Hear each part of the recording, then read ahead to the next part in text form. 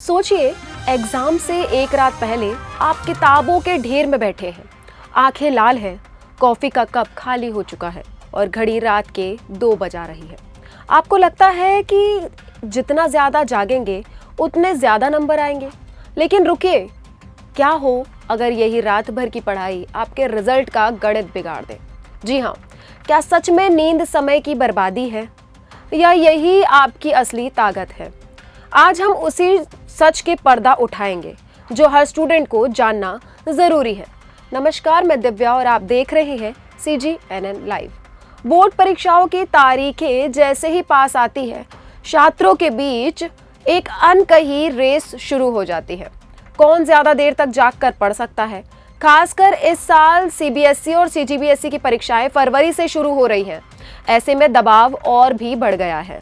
लेकिन विशेषज्ञ साफ कह रहे हैं, रात भर जागना सफलता का शॉर्टकट नहीं बल्कि नुकसान का कारण बन सकता है। सबसे पहले बात करते हैं नींद की।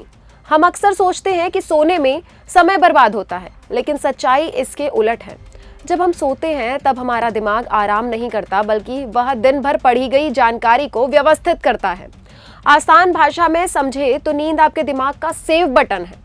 अगर आप 7 से 8 घंटे की नींद नहीं लेते तो दिमाग पढ़ा हुआ सही तरीके से स्टोर नहीं कर पाता। यही वजह है कि एग्जाम हॉल में अचानक ब्लैंक महसूस होता है, जिससे हम ब्लैकआउट कहते हैं। मनोचिकित्सकों का कहना है कि थका हुआ दिमाग उतना ही कमजोर होता है जितना बिना पेट्रोल की गाड़ी। जी हाँ, आप कितनी भी कोशिश कर ले, स्पीड नहीं मिलेगी। लगातार जागने से चिड़चिड़ापन, ध्यान की कमी और छोटी बातों पर घबराहट बढ़ जाती है। और जब दिमाग शांत नहीं होगा तो लिखते समय गलतियां भी ज्यादा होंगी।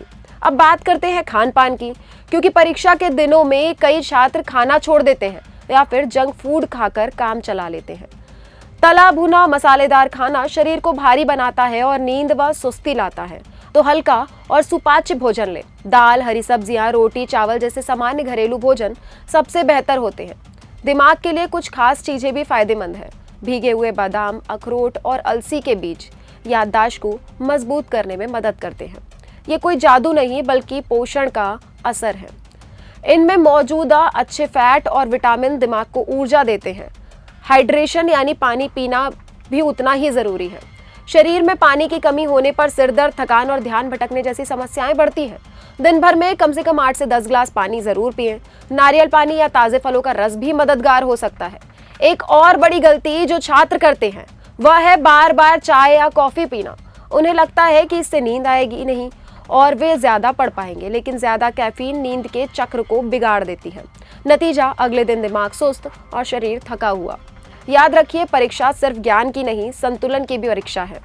अगर आप सही समय पर सोते हैं, संतुलित भोजन लेते हैं और बीच बीच में छोटे ब्रेक लेते हैं तो आपकी तैयारी ज्यादा प्रभावी होगी। पढ़ाई को छोटे छोटे हिस्सों में बांटें, 40 से 45 मिनट पढ़ें और फिर 5-10 मिनट का ब्रेक लें। इससे दिमाग फ्रेश रहता है। सबसे जरूरी बात है कि खुद की तुलना दूसरों से ना करें। अगर आपका दोस्त रात भर पढ़ रहा है तो जरूरी नहीं कि वही तरीका आपके लिए सही हो। हर दिमाग अलग होता है। अपने शरीर के संकेत समझें। अगर आंखें भारी हो रही हैं तो यह संकेत है कि दिमाग को आराम चाहिए। तो अगली बार जब आपको लगे कि पूरी रात जागना ही सफलता की कुंजी है तो एक बार सोचिए, क्या आप अपने दिमाग को कमजोर कर रहे हैं? असली टॉपर वह है जो स्मार्ट तरीके से पढ़ता है, ना कि सिर्फ ज्यादा घंटे लगाता है। दोस्तों, अगर आपको यह जानकारी उपयोगी लगी हो तो वीडियो को लाइक करें और अपने दोस्तों के साथ शेयर करें ताकि वे भी सही तैयारी कर सकें। कमेंट में जरूर बताएं आप कितने घंटे सोते हैं परीक्षा के दिनों में। और ऐसे ही जरूरी अपडेट्स के लिए CGNN लाइव को सब्सक्राइब करना ना भूलें।